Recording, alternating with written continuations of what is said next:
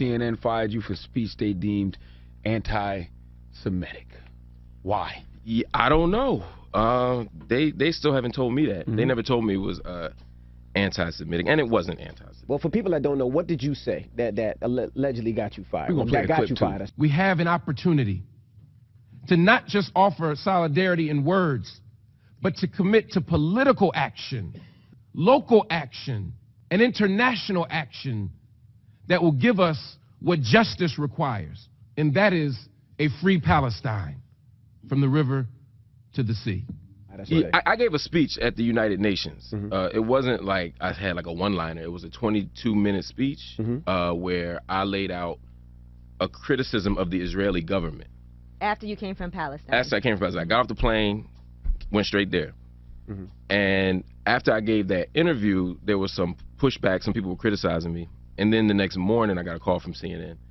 And they said that, that the speech was not in line with their values. I said, well, which part of the speech?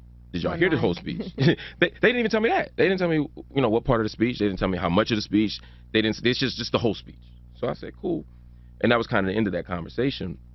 A lot of people focused on the last line of the speech where I said, free Palestine from the river to the sea.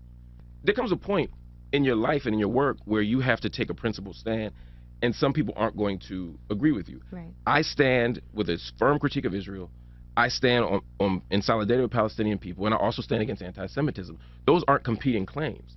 You know what I mean? You can love Jewish people and say that Jewish lives are not worth more than Palestinian lives, that Israeli lives are not worth more than Palestinian lives. And I can say also that everybody who criticizes Israel doesn't hate Jews, and I would hope that most don't. You know, it's interesting because a lot of criticism will come from people who don't really know what's going on and have never been there. Right.